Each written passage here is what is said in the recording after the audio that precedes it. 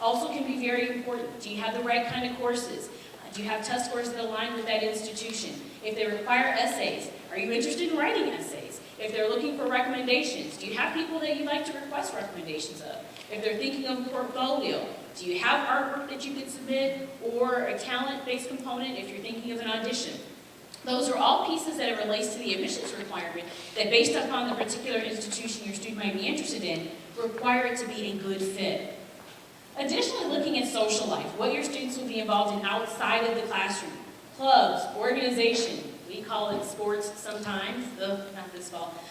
So sports can be important, but it's not necessarily just those sports that hit the marquee. It can be those things your students might be involved in, intramural, club sports, those kinds of things where every student can be involved. There's also those community service organizations. It's the arts. What else is really involved or available in that campus community?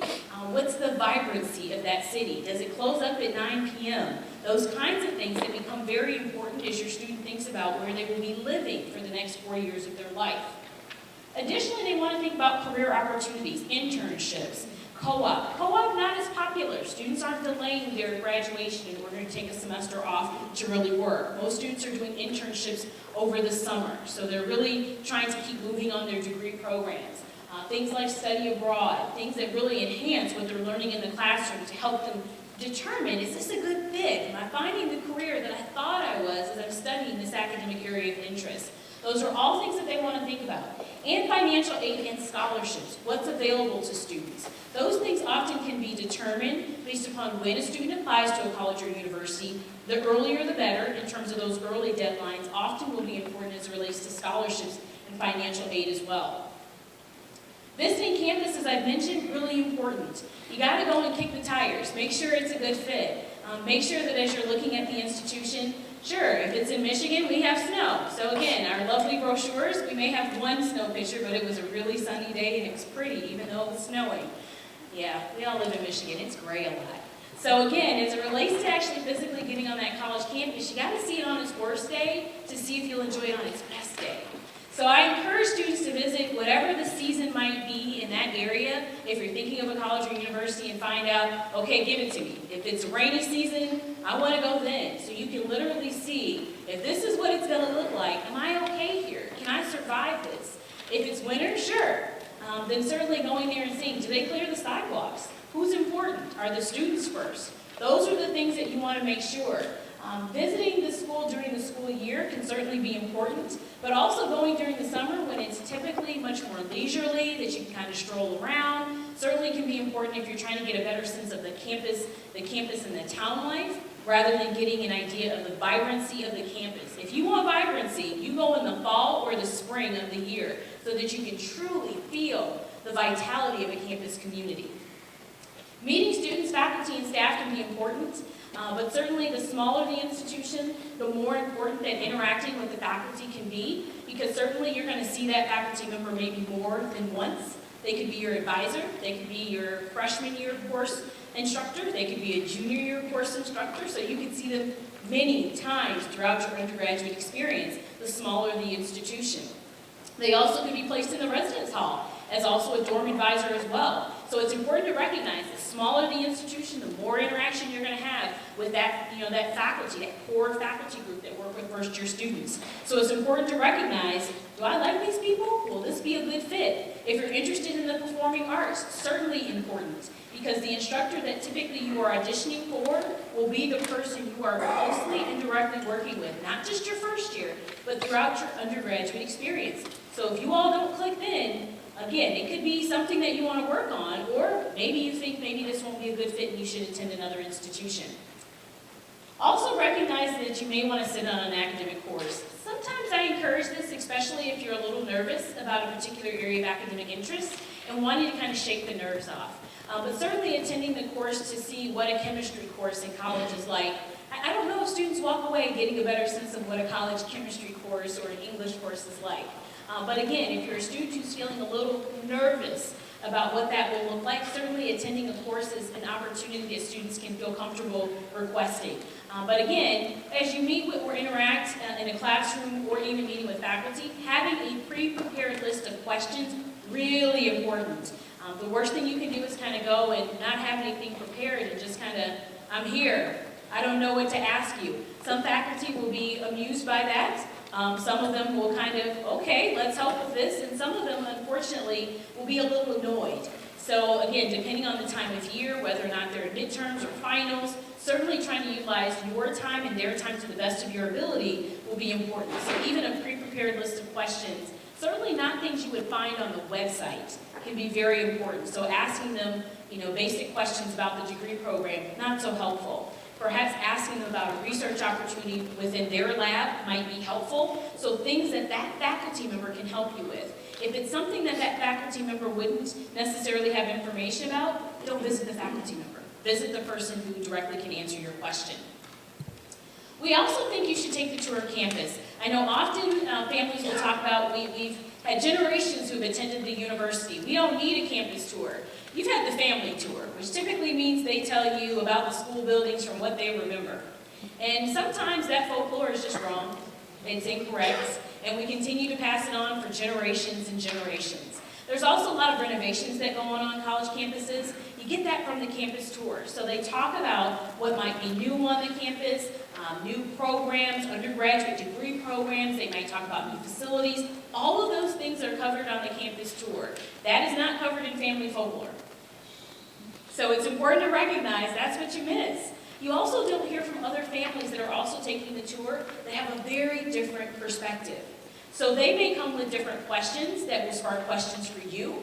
They may also talk about degree programs in areas that spark your interest, or you might meet the person that you decide would be a wonderful roommate if you're both admitted to the institution. So I encourage you to take the tour.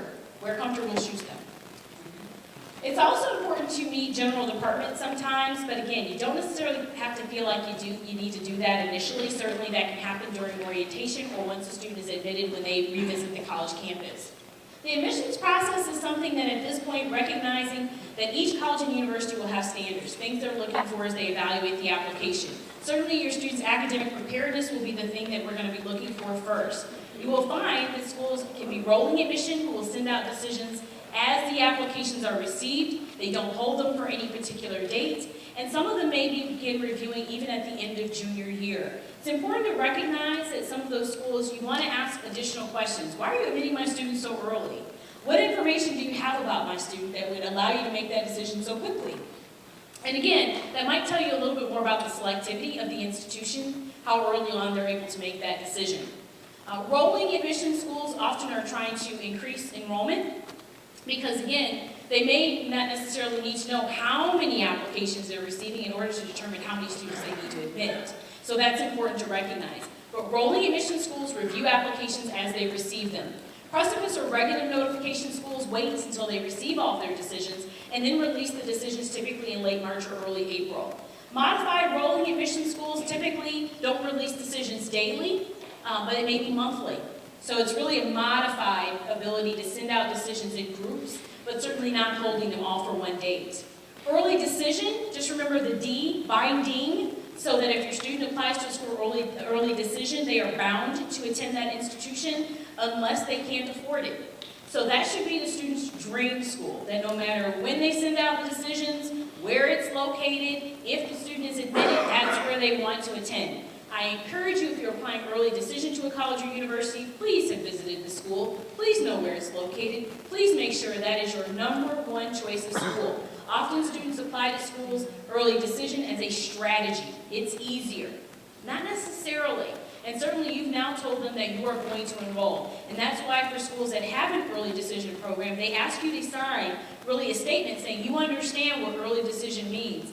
And certainly your guidance counselor also signs that same statement, and they're very concerned that you make good choices. Certainly the University of Michigan is not early decision. We don't have an early decision program. And part of that is we believe you should have until May 1st to make your commitment to the university. No pressure. We do have early action. If you apply by November 1st and submit all of your documents by November 1st, you will receive your decision by December 24th, no later than December 24th. And you still have until May 1st to make the commitment to the university. So we encourage students to get that off your plate. In the state of Michigan, 80% of the students who are applying to the University of Michigan will apply early action. So it also does tell us about interest. So again, especially for students from the state of Michigan, early action is important to us. But for students outside of the state, because they're applying from all over the country and around the world, they may have stipulations in their home state about when they can apply. We don't see early action as important in the same way. So important to recognize that and consider that with universities you might be applying to outside of the state of Michigan. For most of the institutions in the state of Michigan, rolling is the preferred method, especially for the public schools in the state.